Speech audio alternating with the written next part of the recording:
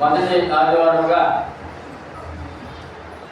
దేవుడు ఆత్మ కనుక ఆయన ఆరాధించేవారు ఆత్మతోనూ ఆరాధించే భాగ్యం మనం సజీవులుగా ఉంచి ఎలా ఉంచి సజీవులుగా ఉంచి వినయ భయభక్తులతో ఆయన సన్నిధిలో పరిపూర్ణ విశ్వాసంతో ఆయన సేవించుకునే భాగ్యం కలగడం అది మహాభాగ్యము. ఎన్ని కోట్లు ఇచ్చినా దొరకని భాగ్యము. ఈ దినం లక్షలాది మంది లేరండి. నూతన సంవత్సరంలో లక్షలాది మంది లేరండి. ఉన్నవారిలో ఈ ఆరాధన ఉన్నవారు లేరండి. ఈ సత్యారాధన దొరికిన వారు లేరండి. మరి సత్యారాధన ఎంత అవసరమైంది మానవుడికి? అందుకని దేవుడు ఏమైనాడు? సత్యవంతుడై ఉన్నాడు.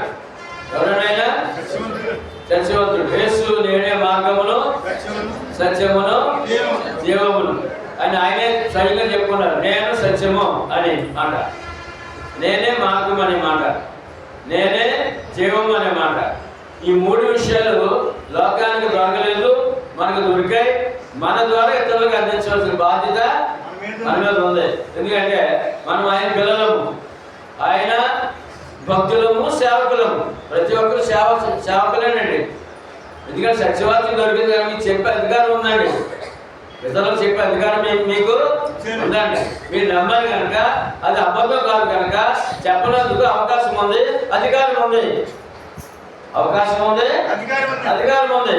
ఇదేమి అబద్ధం కాదు. ప్రజలు మోసం చేసే మోసం కూడా కాదు.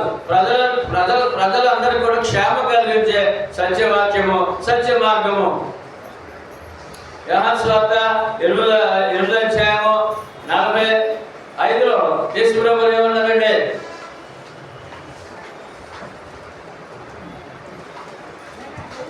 నేను సత్యమునే చెప్పుచున్నాను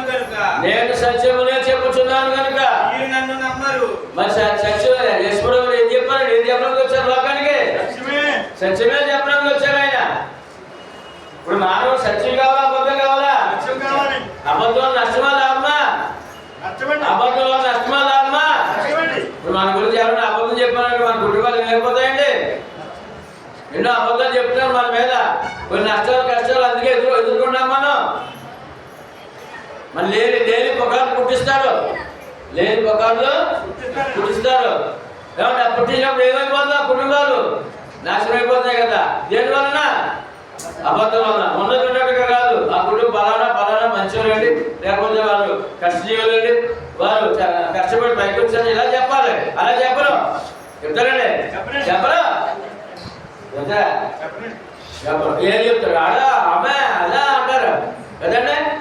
అని ఏం చేస్తారు? ఊరుకుంటారా? ఎన్ని అబద్ధాలు చెప్తారో చెప్పలేం.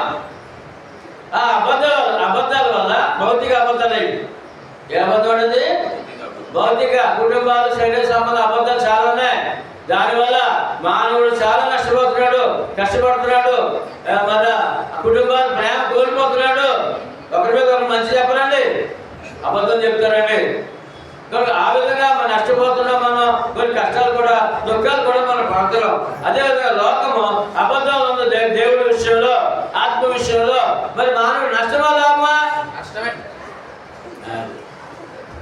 మన కుటుంబం మన గురించి అబద్ధం చెప్పినప్పుడు మన కుటుంబం నష్టం కలుగుతుందండి. అదే మానవుడి గురించి దేవుడి విషయంలో అబద్ధం చెప్తే మరి ఆ మనిషికి అబద్ధం, ఆ అబద్ధం నష్టమా లాభమా? లోకం నష్టంలో ఉందా, లాభంలో ఉందా? ఎంత నష్టం అంటే ఆ నష్టం భర్తీ చేయడమే సత్యవాక్యం యొక్క బాధ్యత, సత్య దేవుని బాధ్యత. మనం లాభంలోనా? మనం ఎక్కడో ఉండే నష్టంలో కాదు, ఆ నష్టంలో కాదు. చాలాసార్లు ఆ వాక్యం మనం గమనించుకున్నాం. తిమోతి మొదటి పత్రిక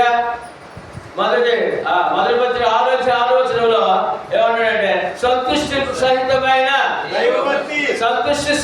దైవభక్తి గొప్ప లాభ సాధనము. ఏమన్నా సంపూర్ణమైన భక్తిలో మనం ఉన్నాం, తృప్తికర భక్తిలో ఉన్నాం. తృప్తి కలిగిన ఏంటంటే ఏ భక్తి అండి? భక్తి అంటే ఇక్కడ మాది విగ్రహం ఏంటండి? ఆ లోటు అవసరం మాకేమి లేదు. ఆ నోట ఆ విగ్రహం పని మనకి లేదు. విగ్రహం లేవేంటండి, సిలువ లేవేంటండి, సాక్ష్యాలు లేవేంటండి, ఏం లేవు, సాక్ష్యాలు లేవేంటండి. ఈ లోటు ఉన్న భక్తి కాదు, మనం తృప్తి గల భక్తి, సంపూర్ణంగా వాక్య ప్రకారము. ఎలాగంటే ఎప్పుడైతే వాక్యం దొరికిందో, సత్యం దొరికిందో, ఆ సత్యములో ఆ భక్తి తృప్తికరమైనది, లాభసాధనమైనది, సంపూర్ణమైనది. ఈ భక్తి ఎక్కడుందండి? సంపూర్ణమైనది, తృప్తికరమైనది. ఏమంటే చాలా మంది భోజనం పెట్టినప్పుడు ఆ అతిథికి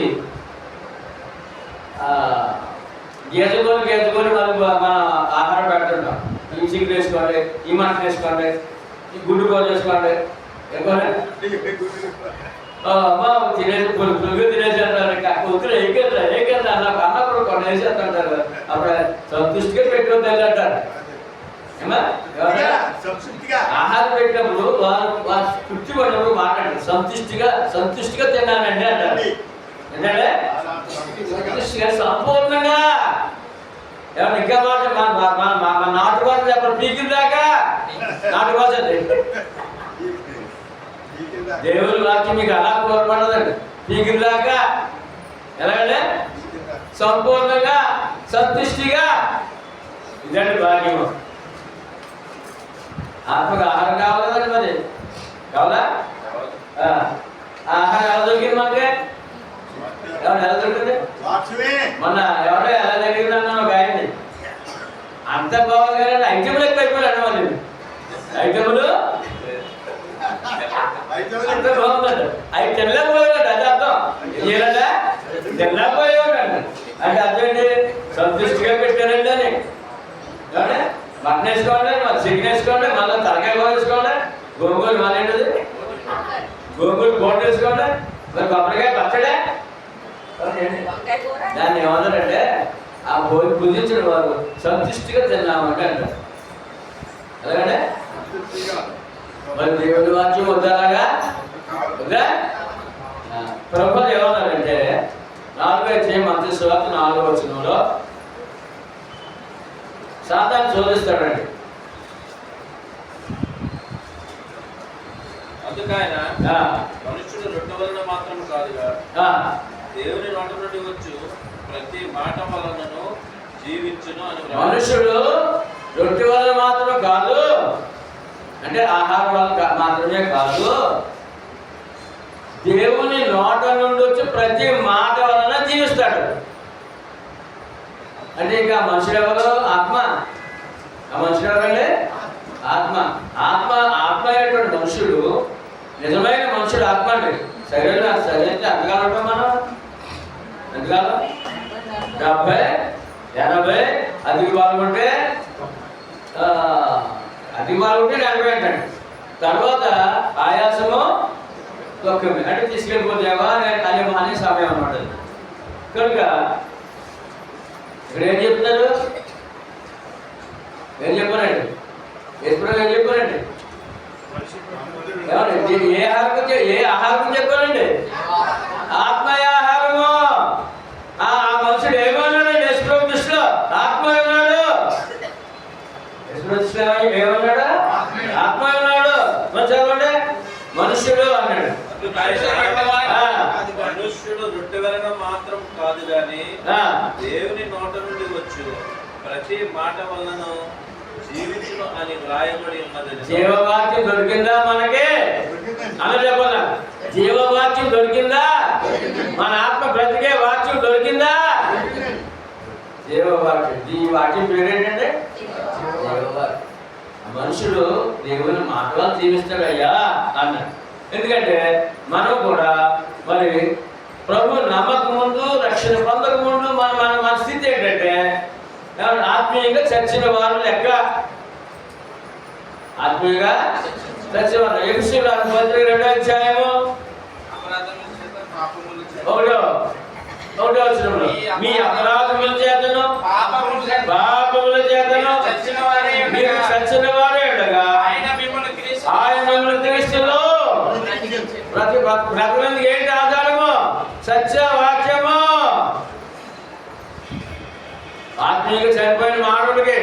అపరాధములు పాపం చనిపోయిన మానవుడికి ఏంటి ఆధారం బ్రతకనందుకు? సత్యవాక్యము.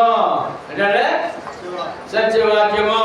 ఏంటో సత్యవాక్యం అంటే మనకు ఎపిసోడ్ రాసిన పత్రిక 1:13. ఏంటో సత్యవాక్యము? మీరును సత్యవాక్యము అనగా మీ రక్షణ సువార్తను విని విశ్వాసం ఉంచి వాగ్దానం చేయబడిన ఆత్మ చేత ముద్రింపబడితిరి. అని ఇప్పుడు మనం రక్షణ సువార్త ద్వారా బ్రతికిన వారము. మనం ఎవరైనా దేవుని దృష్టిలో మనం అందరూ కూడా దేవుని దృష్టిలో బ్రతికిన వారము. రక్షణ సువార్త ద్వారా, సత్యవాక్యము ద్వారా మనము దేవుని దృష్టిలో చనిపోయిన వారము కాము. అంటే మనుషుడు అంటే దేవుని దృష్టిలో ఆత్మ అండి.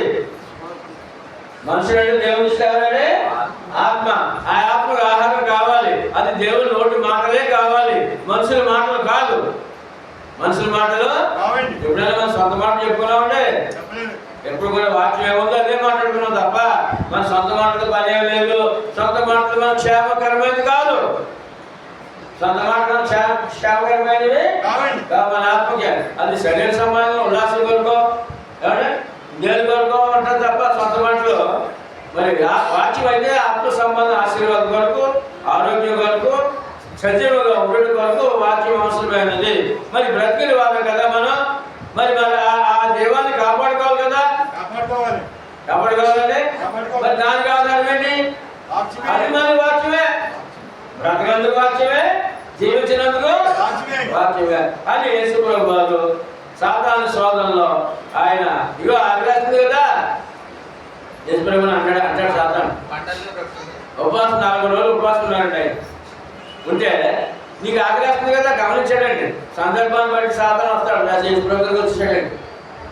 ఎక్కడికంటే సందర్భాన్ని బట్టి అక్కడ ఆ సాతాను వచ్చేస్తాడు మన దగ్గరికి. సందర్భాన్ని బట్టి మనం జాగ్రత్త చోటించేవాడు లోబడి మొత్తం లొంగిపోతాం.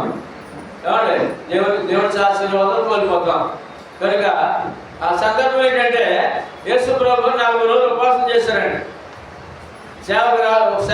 సేవకు ముందు 40 రోజులు ఉపవాసం తర్వాత సేవకు వచ్చారండి. ఆ ఉపవాసంలో 40 రోజులు ఉపవాసం ఆకలేసిందంట. ఆకలేసినప్పుడు మరి శరీరం రక్త మాంసాలతో ఉన్నారు కదండి. ఆయన ఏంటంటే రక్త మాంసాలతో ఉన్నారు కదా, ఆకలేసిందట. ఈ సాధారణ తెలిసిపోయింది. సరే సరాసరి ఆయన వచ్చాడు. అందరికి వచ్చేసి అంటాడు, నువ్వు ఆకలిస్తుంది కదా, నువ్వు దేవుని కుమారుడు అయితే రెచ్చగొట్టడం చాలా. నువ్వు దేవుని కుమారుడు చెప్పుకున్నావు బయలుదేరావు కదా, నువ్వు దేవుని కుమారుడు అయితే ఈ రాళ్ళు రొట్టెలుగా చేసుకునే తినాలి. వెంటనే ఆయన సమాధానం లోకానికి మనకి ఎంత ఆశీర్వాదమో. అసలు మనుషుడు ఆత్మని, ఆ ఆత్మకు దేవుని వాక్యమే జీవమని, దేవుని వాక్యమే జీవమనే గొప్ప విషయాన్ని అక్కడ తెలియజేయడం జరిగింది. కనుక మనము ఎల్లప్పుడూ కూడా వాక్యాన్ని ఆశ్రయించి ఏంటంటే ఆశ్రయించడం అని మాట, వాక్యాన్ని హత్తుకొని అనే మాట, వాక్యాన్ని నమ్ముకొని అనే మాట. అప్పుడే మన విశ్వాస జీవితానికి ఫలభరితము. వాక్యం నమ్మకపోతే మనము ఫలభరితంగా ఉండే అవకాశము లేదు. ఆయన అడుగుజాడలో నడిచే అవకాశము లేదు. ఈ వాక్యం ద్వారా ఆయన ఏమిచ్చారంటే దేవుడి వాక్యం ద్వారా బ్రతకడం అంటే ఆయన అడుగుజాడలో నడవటండి. ప్రభు యొక్క అడుగుజాడల్లో నడవడం. 1 పేతురు 2:25 వచనం.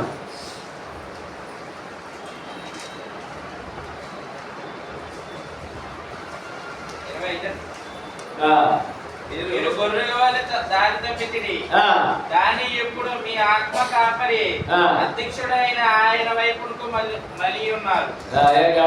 ఆయన ఆత్మ కాపరండి. మనం ఎలా నడవాలో నడిపించేవాడండి. ఎలా నడిపిస్తాడు ఆయన? ఆయన పోషించే పోషణ ఏంటి? వాక్యము. ఆత్మకు పోషణ ఏంటి? చెప్పండి ఏంటి? వాక్యము. ఆహారం ఏంటి? వాక్యము. కనుక ఆయన గొర్రెల కాపరి వలె మనకి దారి తప్పిపోతున్న మనల్ని వాక్యం వాక్యం ద్వారా నడిపిస్తున్నాడని చెప్పి ఈ వాక్యం చాలా స్పష్టంగా తెలియజేస్తుంది.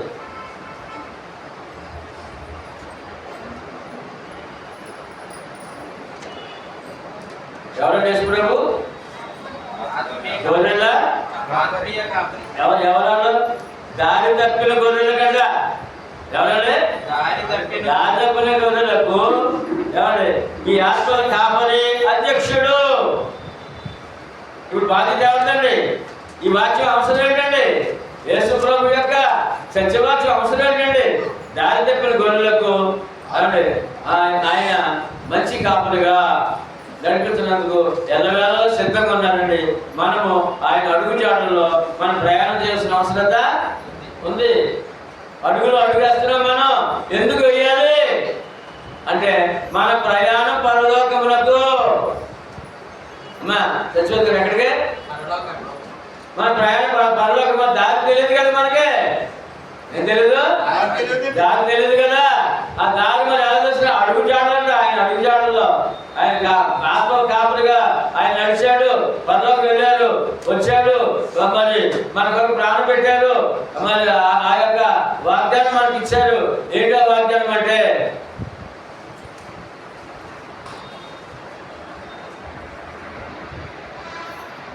యోహాను సువార్త 14:3 వాగ్దానం. నేను వెళ్ళి మీకు స్థలము సిద్ధపరిచిన నేనుంటూ స్థలములు